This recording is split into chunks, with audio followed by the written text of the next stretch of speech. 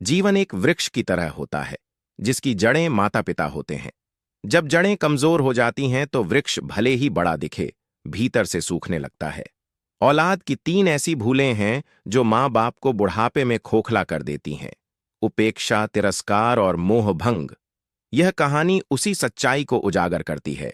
एक ऐसी कहानी जिसमें भावनाएं हैं, प्रतीक हैं, गिद्ध और कौवे जैसे पक्षी, और अंत में एक ऐसा न्याय जो सिर्फ कर्मों के पलड़े से तौला गया है। कथा आरंभ। उत्तर भारत के एक छोटे से कस्बे में एक वृद्ध दंपति रहते थे, हरिनारायण और उनकी पत्नी देवकी। एक समय था जब हरिनारायण गांव के प्रधान हुआ करते थे।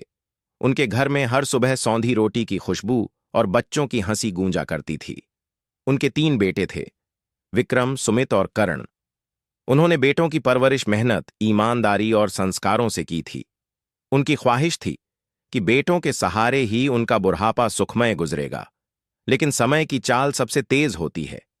जब बेटों ने अपने अपने घर बसा लिए तो धीरे धीरे उनका आना जाना कम होने लगा। बेटों ने अपनी अपनी दुनिया बना ली, जहां मां बाप के लिए जगह नहीं बची। पहली भूल, उपेक्षा। हरिनारायण की सबसे बड़ी पीड़ा यह थी कि जिन बच्चों को उन्होंने चलना सिखाया, आज वहीं उनके दर्द से बेखबर थे। देवकी सुबह उठकर पूजा करती और बेटों के नाम से दीप जलाती, लेकिन न कोई फोन आता, न कोई चिट्ठी। एक दिन हरिनारायण बीमार पड़ गए। देवकी ने विक्रम को फोन किया। बेटा, बाबूजी की तबीयत बहुत खराब है। विक्रम ने कहा, मां, ऑफिस का प्रोजेक्ट है, डॉक्टर को दिखा देना। देवकी की आंखें भर आईं, पर उन्होंने कुछ नहीं कहा।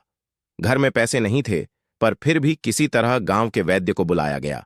वैद्य ने साफ कहा, इन्हें अब देखभाल की जरूरत है, अकेले न छोड़ा करें। लेकिन देखभाल कौन करता? दूसरी भूल, तिरस्कार। कुछ दिन बाद करण आया, लेकिन घर में घुसते ही बोला, मां, ये घर बहुत पुराना हो गया है, मैं चाहता हूं इसे बेच दें। शहर में एक फ्लैट बुक करना है। हरिनारायण ने कांपते हुए हाथों से कहा, बेटा, ये घर तेरे दादा ने अपने हाथों से बनाया था। यहां तेरी पहली किलकारी गूंजी थी, इसे कैसे बेच दें? करण झुंझलाया, पापा, भावनाओं से पेट नहीं भरता। आजकल रियल एस्टेट में जो भाव मिल रहा है वो कल नहीं मिलेगा। देवकी कुछ बोलने ही वाली थी कि करण ने कटाक्ष किया, आप लोगों को अब क्या जरूरत है इतने बड़े घर की? एक कमरा काफी है आपके लिए। हरिनारायण चुप हो गए। घर के कोनों में अतीत की यादें सिसकती रहीं। तीसरी भूल, मोह भंग। सुमित, जो कभी मां के आंचल से लिपट कर सोया करता था, अब अपने बच्चों को मां बाप से दूर रखने लगा। दादा दादी पुराने जमाने की बातें करते हैं, बच्चों के दिमाग खराब हो जाते हैं, वह अपनी पत्नी से कहता। एक दिन देवकी ने सुमित के बेटे को झूला झुलाया तो उसकी बहू भड़क गई। मां जी, आपसे कहा था ना, बच्चे को मत छुआ करो, डॉक्टर ने मना किया है। देवकी की आंखें भर आईं, बोलीं, बिटिया, मैंने 4 बच्चों को पाला है, बस कुछ देर का स्नेह दे रही थी। सुमित चुप रहा, मां को देख भी नहीं पाया। कौवे की छांव। घर के पीछे एक नीम का पेड़ था, जहां एक कौवे का जोड़ा रहता था।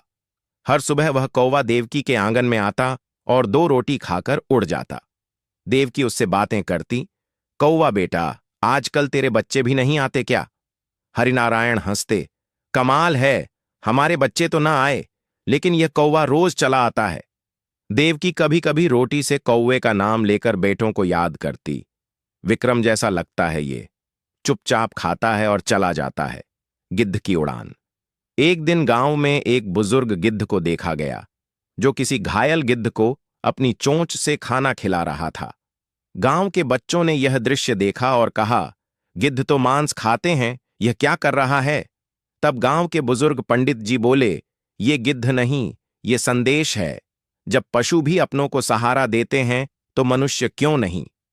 हरिनारायण को वह बात भीतर तक छू गई। उन्होंने उसी रात एक चिट्ठी लिखी, जो अपने तीनों बेटों को भेजी। वसीयत और न्याय। चिट्ठी में लिखा था, तुमने हमारे जीवन के अंतिम सालों को उस सूखी टहनी में बदल दिया जिस पर अब कोई पंछी नहीं बैठता। हमने तुम्हारे लिए सब कुछ किया, लेकिन तुमने हमारे अस्तित्व को ही बेमानी बना दिया। अब हमने तय किया है कि यह घर और जो कुछ भी है वह उस रामू को दे देंगे जिसने पिछले 2 सालों से बिना किसी स्वार्थ के हमारी सेवा की है। तुम लोग हमारे कर्म हो, लेकिन रामू हमारी नियति। तीनों बेटे यह हिसाब पढ़कर हड़बड़ा किताब गए। बुढ़ापे में एक ही साथ क्यों? गांव पहुंचे, पर देर हो चुकी थी। देवकी और हरिनारायण अब इस दुनिया में नहीं थे। रामू उनकी चिता को अग्नि दे रहा था। अंतिम दृश्य।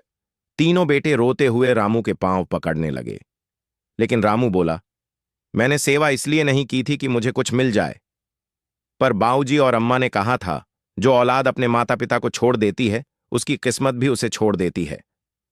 कौवा उसी नीम पर बैठा था, चुपचाप सब देखता रहा। गिद्ध अब नहीं था, लेकिन उसके उड़ने की दिशा में सूरज चमक रहा था। निष्कर्ष और संदेश। यह कहानी हमें 3 गहरी सीखें देती है। 1. उपेक्षा एक धीमा जहर है जो रिश्तों को अंदर से मार देता है। 2.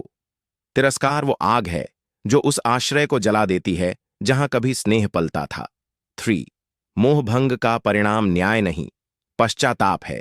अगर आज आप अपने माता पिता को समय नहीं दे सकते, उनका आदर नहीं कर सकते, तो याद रखें, कल को आपके बच्चे वही सीखेंगे जो आप उन्हें दिखा रहे हैं। कौवा और गिद्ध जैसे प्रतीक हमें यही बताते हैं, जब जानवर तक अपने संबंध निभा सकते हैं, तो मनुष्य क्यों नहीं।